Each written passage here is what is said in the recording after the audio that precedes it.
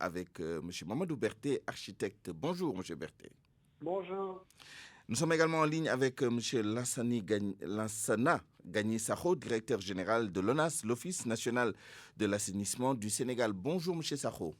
Bonjour. Nous démarrons avec vous. Nous le savons, ce n'est qu'après quelques heures, après les pluies, qu'on peut avoir une vision nette de la situation.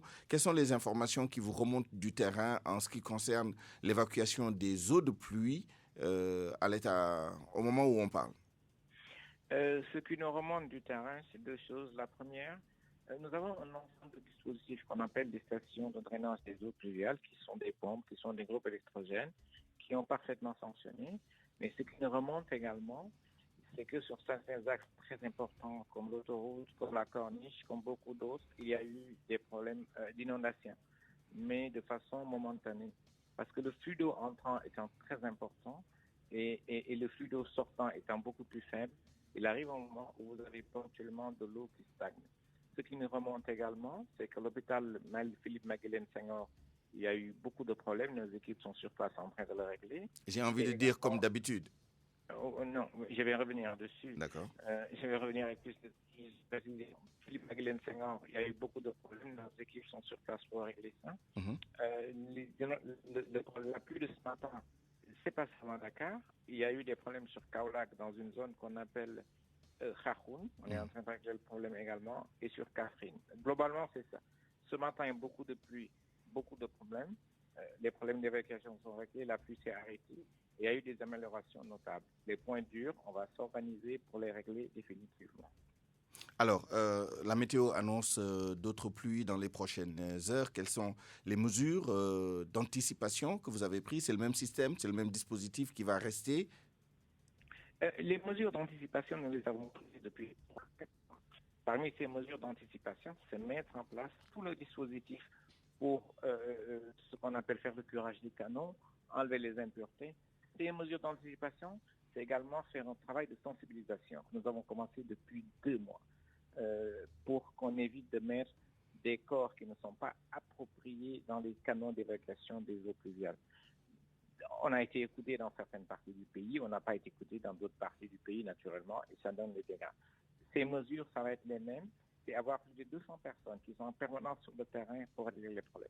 Mais il faut se dire la vérité, quand vous avez une forte pluie, vous avez forcément des eaux qui stagnent, vous avez forcément des inondations.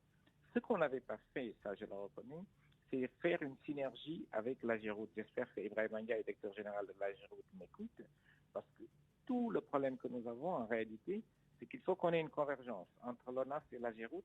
L'AGEROUTE qui est responsable de tout ce Le qui réseau est classé. l'évacuation des eaux pluviales au niveau des principaux axes routiers. On va essayer de se rapprocher et de travailler mieux ensemble en parfaite synergie pour régler ce problème. D'accord. Donnez-moi une seconde pour introduire Mamadou Berté, qui est architecte. Je reviendrai sur la question avec M. Sakho tout à l'heure, mais c'est lui qui évoquait dans le journal le problème de certains quartiers où des canaux sont fermés, carrément, remblayés, dans le but de construire des maisons, etc. Du point de vue architectural, est-ce que vous pensez que Dakar est sorti de l'auberge en termes de règlement du problème de l'assainissement, vu la configuration des quartiers et l'aménagement de l'espace entre l'habitat et des réseaux, notamment d'évacuation des eaux? Je vous remercie. Je lui fais d'abord un petit bonjour fraternel à M. le directeur général. Bon, je salue les efforts. Il y a eu des efforts, certes, mais ils sont insuffisants. Et comme il le dit, il y a un problème de synergie d'action entre l'AGEROUTE et la SONES et même d'autres concessionnaires. Parce que la route, c'est l'ensemble. Ce n'est pas seulement la chaussée, il y a les trottoirs, il y a les accotements et tout ce qui va avec plantation d'aliments, assainissement routier, etc. etc. Mais il y a deux gros problèmes en fait. Le premier, c'est que nous avons un site extrêmement abordable par rapport au traitement de ces questions-là. Nous sommes dans une presqu'île, donc nous sommes entourés d'eau, de la mer. Les eaux pluviales ne devraient en principe pas poser de problème du tout. Par système gravitaire ou par des réseaux de canaux à ciel ouvert ou couvert, on peut drainer l'eau vers la mer vraiment assez facilement. Il y a quelques points bas, on met des stations de relèvement. Le directeur général et ses services les connaissent mieux que moi. Ça, c'est le premier point. Le second point, c'est le respect des règles d'urbanisme et du code et du plan directeur. Si vous remarquez, il y a des récurrences à certains endroits de la ville. Et ça, c'est pas demain la veille des solutions. Nous avons imperméabilisé de grandes surfaces et parallèlement, nous n'avons pas prévu de système de drainage des eaux de pluie vers la mer. Parce qu'en fait, c'est la direction privilégiée. Et c'est ça le problème. À Maguilène Senghor, à la RTS, il y a des points comme ça dans la ville où dès qu'il y a une forte pluie, le débit n'est pas suffisant pour évacuer et on parle d'inondation. Ce n'est pas une inondation. En fait, il y a une forte pluie qui demande un certain temps pour que le niveau des eaux baisse et s'évacue ultérieurement. Mais enfin, nous demandons, et c'est légitime, à ce que ce temps de latence soit le plus court possible, à défaut de l'éradiquer totalement. Voilà. Et quelles sont les solutions pratiques pour vous, outre effectivement la première proposition que vous avez faite, identification des points durs, des points bas, et peut-être des stations de relèvement, quelles sont les autres mesures? Vous savez, à une certaine époque, nous demandions qu'il y ait une programmation pluriannuelle pour résorber certains problèmes. Mais en fait, ça a été appliqué avec le gouvernement de Macky. C'est un effort quand même qu'il faut saluer. C'est pour qu'il n'y a pas autant d'inondations qu'avant. Il y a des zones non indiquées pour l'habitation, mais qui ont été occupées pour l'habitation. Elles sont souvent inondées. Il y a des solutions qui sont préconisées, même mises en œuvre. Les solutions se profilent. Bon an, mal an, on grince les dents, mais on s'en sort un peu mieux de plus en plus. Il y avait notamment la fameuse zone de captage qui était une zone d'infiltration des eaux de pluie. De collecte d'abord et d'infiltration. La SONES et la SDE devraient se mettre autour d'une table pour réfléchir à ces questions. Il y a un effort qui a été fait de création de nouveaux puits, de nouvelles zones de captage, entre guillemets, pour renforcer le réseau d'approvisionnement d'eau potable à Dakar. Voilà, c'est ce type d'opération qu'il faut faire régulièrement, en synergie. Chacun travaille en vase clos, ignorant les autres. Il s'y ajoute maintenant l'indiscipline et le manque de citoyenneté de certains compatriotes et de certains compatriotes qui sont dans des services qui autorisent l'implantation sur des réseaux acceptables, sur des réseaux, on bouche des réseaux d'évacuation, on mélange les eaux usées, les eaux vannes et les eaux de pluie. Et finalement, ça devient des dépotoirs. Bon, ça, on le voit un peu partout dans les canaux à ciel ouvert. Et c'est ce manque de civisme ou de civilité, tout simplement, ou d'urbanité, qui fait que, tous ces problèmes s'accumulent. Et je pense que partout où il y a des règles, partout, vous verrez une loi, un texte de loi, il y a des dispositions prises à l'encontre des contrevenants. Or, ces dispositions ne sont jamais appliquées. Elles sont même ignorées totalement, même par ceux qui sont chargés de les faire appliquer. Donc voilà un peu la somme de problèmes que nous avons. Je pense que les gens sont bien formés. Vraiment ça, il faut le saluer. À l'AGETIP, à l'AGEROUTE, etc. Il y a des gens très compétents, mais on ne les laisse pas travailler en synergie. Chacun travaille en vase clos avec son budget. Une route, par exemple, donc, comme je disais tout à l'heure, ce n'est pas que la chaussée. Or, le budget ne prévoit que la chaussée. La route, c'est l'éclairage, c'est les plantations d'alignement, c'est l'évacuation des eaux pluviales, etc., etc. Il y a une somme de choses qui définissent la route en tant que telle, la voie en tant que telle. Mais malheureusement, elle n'est pas totalement prise en compte.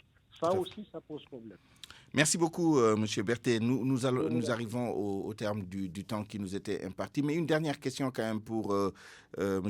Lassana Gagny-Sakho. Vous évoquiez tout à l'heure dans le journal, et M. Berthet l'a également effleuré tout à l'heure, la question du blocage, des constructions sur les canaux à ciel ouvert. Quelles sont les mesures pratiques que vous avez prises pour pallier, pour remédier à cette situation ? Ok, je commence par saluer la pertinence des propos de M. Berthet qui a résumé les problèmes que nous avons dans ce pays. C'est un problème d'aménagement de territoire. C'est ça la base, c'est ça qui nous pose. Ça, c'est le premier. Le deuxième problème que nous avons, c'est un problème de discipline. M. Berthet a parlé du rond-point de la RTS. On appelle ça, nous, des points noirs. C'est le rond-point de la RTS. C'est devant la maison du Parti socialiste. Et c'est un peu en amont au rond-point Cernan. Pour que les eaux aillent plus vite, M. Berthet, il y a une chose importante, qu'on arrête de voler les regards et qu'on arrête de transformer les réseaux en dépotoirs d'ordures. Tant qu'on n'aura pas ça, les réseaux ne pourront pas aller plus vite. Ça, c'est le problème de discipline. Je reviens sur le dernier point. Aujourd'hui, vous allez à Ouakam. Vous avez des maisons qui sont complètement inondées parce qu'un promoteur immobilier avec des baux en bonne uniforme a fermé le canal. Je pense qu'il faut qu'on revienne aux fondamentaux. Revenir aux fondamentaux, c'est interdire, mais surtout sanctionner. Le canal de Ouakam, la semaine prochaine, nous allons prendre nos responsabilités et le rouvrir, quitte à ce que les baux soient annulés. Je pense qu'il y a un gros problème de discipline à ce niveau-là. Chacun fait ce qu'il faut. On a une boulimie foncière. Récemment, je pense qu'on a interdit la construction au niveau de certaines zones, mais il y a une boulimie foncière dans ce pays. Les gens pensent qu'ils ont tous les droits. Ils se lèvent, ils trouvent une parcelle de terrain. C'est un canal, on vient, on le remblaye, on commence à construire. On ne pense même pas aux effets que ça va donner. Pour résumer globalement, à mon avis, je tiens à rassurer les populations. Nous allons continuer à faire tous les efforts pour qu'il n'y ait pas d'inondation entre demain. Nous allons continuer à nous mobiliser nos équipes pour soulager. Dire cependant, je pense que M. Berthet l'a dit, des efforts immenses ont été faits. Il y a 10 ans, quand vous aviez une saison de pluie, vous aviez les enfants qui restaient dans les écoles jusqu'au mois de janvier. Ça n'existe plus du tout. C'est parti. Mais il faut que les gens nous accompagnent. L'État a beau faire d'investissement. Si nous ne changeons pas de comportement, il y aura toujours des problèmes d'inondation. Et pire, des problèmes de santé publique. Voilà, le message est entendu. Merci à tous les deux d'avoir participé à Point de vue aujourd'hui. C'est la fin de ce journal qui a été mis en onde par Aliouba. Je vous remercie de l'avoir écouté. Bon après-midi à vous, excellente suite des programmes et bon appétit.